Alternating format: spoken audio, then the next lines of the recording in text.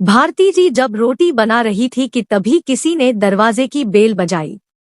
बेचारी भारती रसोई घर में अपने हाथों में लगे आटे से भरे हाथों के धोने तक लगातार दरवाजे की कुंडी बज रही थी। वह लगातार बोल रही थी, थोड़ा रुको, मैं आ रही हूँ। अब इस उम्र में वह भागकर जा भी नहीं सकती दरवाजा खोलने के लिए। जैसे ही उसने दरवाजा खोला और सामने देखा तो उसकी बेटी अदिति दरवाजे के बाहर खड़ी थी। तब उसे आश्चर्य हुआ कि कुछ बताया भी नहीं, मैंने भी नहीं बुलाया तो अदिति अचानक कैसे आ गई। अपनी बेटी को देखकर भारती बोली, आने से पहले बताना तो चाहिए था। अकेले ही आई हो क्या? जमाई जी और बच्चे कहाँ हैं? भारती ने एक साथ कई सारे सवाल किए। तभी अदिति बोली, माँ, क्या कोई अपनी प्यारी इकलौती बेटी का ऐसे स्वागत करता है?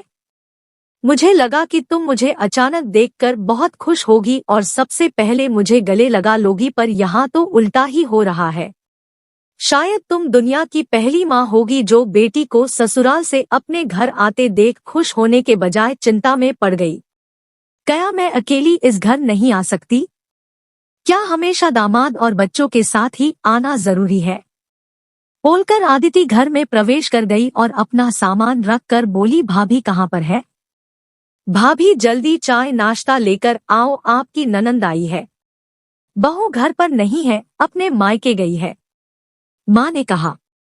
अच्छा, इसलिए तुम घर संभाल रही हो और खाना बना रही हो? माँ, तुम्हारी बहू के तो बड़े ठाठ है, बहू मौज से घूम रही है और सास घर संभाल रही है। देखो ना, आपने बहू के आने से पहले ही खाना बना कर रखा है। उसे घर आकर कुछ भी काम करने की जरूरत ही नहीं पड़ेगी। बड़े नसीब लेकर आई है आपकी बहू। और एक मैं हूँ जिसे उसकी सास कभी एक गिलास पानी भी नहीं पूछती। अदिति ने ताना मारते हुए कहा, बेटा, प्यार और इज्जत ऐसी चीज है जो हम पहले किसी को देते हैं, फिर उससे अपेक्षा रखते हैं कि वह भी हमें वापस दे। माँ ने उसे समझाते हुए कहा। माँ ने आगे कहा, हर एक लड़की को अपने ससुराल में जगह बनानी पड़ती है। वहाँ कुछ भी आसानी से नहीं मिलता। तुम अपनी सास से एक गिलास पानी की अपेक्षा करती हो। तुम तो उनकी बहू हो, तुम बहू हो, फिर भी तुमने कभी उन्हें एक गिलास पानी दिया है क्या? तुम शादी के बाद ससुराल में रही ही कितने दिन? जब तुम्हारे मन को लगा तब अपनी बैग भरी और सीधा मायके आ जाती हो। मायका और ससुराल एक ही शहर में है, इसका मतलब ऐसा नहीं होता है कि तुम जब चाहो तब मायके आ जाओ और चाहो उतने दिन रहकर वापस ससुराल चली जाओ। मायके में भी बेटी को मान सम्मान तभी मिलता है जब बेटी ससुराल का मान सम्मान रखकर मायके में कुछ दिनों के लिए आती है, तभी उसे मान सम्मान मिलता है। ऐसा हर रोज बिन बुलाए कोई कारण ना होते हुए भी कोई बेटी मायके आती होगी तो उसको साधारण पूछताछ भी कोई करता नहीं। और तुम मेरी बहू को बोलती हो ना, तुम तो मेरी बहू की बराबरी ही मत करो। वह कभी भी बुलाए बिना अपने मायके नहीं जाती है, और गई भी तो वहाँ की कोई भी बात में वह कुछ नहीं बोलती। वह जब घर में रहती है तब वह मुझे घर में के कोई भी काम को हाथ लगाने नहीं देती। अब मेरी इच्छा से घर के काम कर रही हूँ, वह मुझे काम करने को नहीं कह गई। अपनी बेटी को माँ के सिवाय अच्छा कौन समझ सकता है?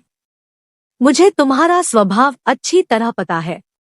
तुम्हारे ससुराल में सब लोग अच्छे हैं, तुम ही उनके साथ मिलजुल रहना नहीं चाहती। ससुराल तो ससुराल होता है और मायका तो मायका होता है।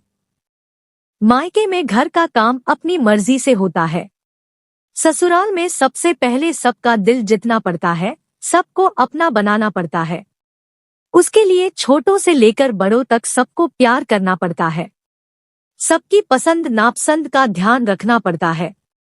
सबसे प्यार से बोलकर सबको उनके घर के कामों में मदद करनी पड़ती है, तभी सब लोग घर में आई नई बहू को स्वीकार करते हैं, उसे अपना मानते।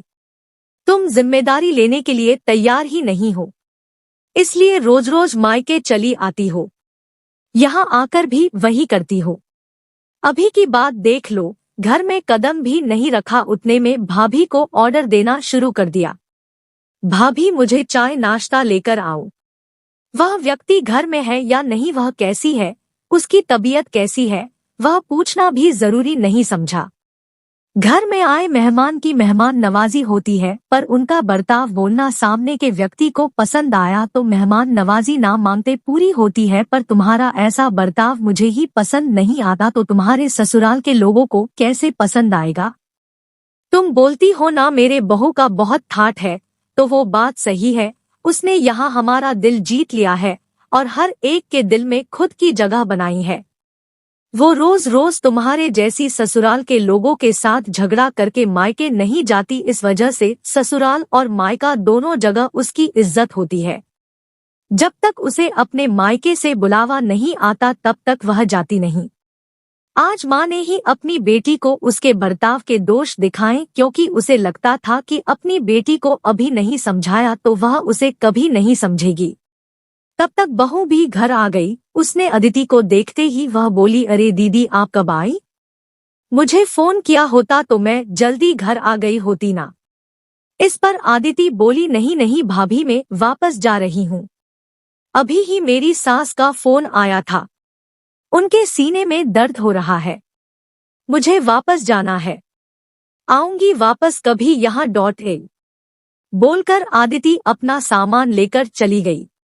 तभी उसकी भाभी ने उसे रोकने का प्रयास किया, पर उसकी सास ने ही अपनी बेटी को रोकने के लिए मना किया और अपनी बहू को बोली, बहू जाने दो, उसे पहले अपना घर संभालने दो, उसके बाद उसे मायके में आने दो। तुम भी किसी के नहीं बुलाने पर तुम्हारी मायके जाती हो क्या?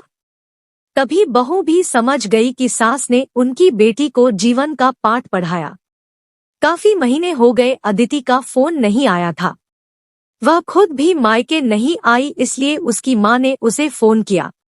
शुरुआत में किसी ने भी फोन उठाया नहीं, फिर थोड़ी देर बाद फोन किया तो फोन उठाया, लेकिन आदिति ने नहीं, उसकी सास ने उठाया। तभी उन्होंने उनकी तबीयत का पूछा, फिर दोनों की बातें शुरू हुई। तभी बीच में ही अदिति की सास ने उसकी माँ को धन्यवाद किया।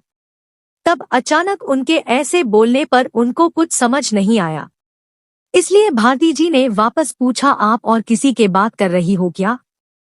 अदिति की सास बोली, नहीं तो फिर आप धन्यवाद किसको बोल रही थी? भारती जी पूछा, आपकी बेटी अदिति बहुत समझदारी से बर्ताव कर रही है, सभी को अपना बनाने की कोशिश कर रही है, सभी की मनपसंद का खाना बनाकर खिलाते हैं, घर में बहुत आनंद का वातावरण बना है, कोई भी झगड़ा नहीं, जैसे स्वर्ग ही बन गया हो मेरा घर। इसलिए मैं आपको धन्यवाद बोल रही हूँ। आपकी बेटी के अच्छे बर्ताव से यह दिन हमें देखने मिला, हम बहुत धन्य हो गए। पहले हमें उसकी तरफ से कोई भी अपेक्षा नहीं थी, पर आपने उसे समझा कर भेजा और उसके स्वभाव में बदलाव आया। आज उसी आदिति को मायके जाना तो दूर की बात है, फोन पर बोलने के लिए भी उसके पास वक्त नहीं है, वह अपने गृहस्थी में व्यस्त हो गई है। दोस्तों, सभी माँओं ने अगर अपनी बेटियों को ऐसा समझाया और उनको समझ आ गया तो किसी भी घर में झगड़ा होगा ही नहीं और कोई भी घर टूटेगा नहीं।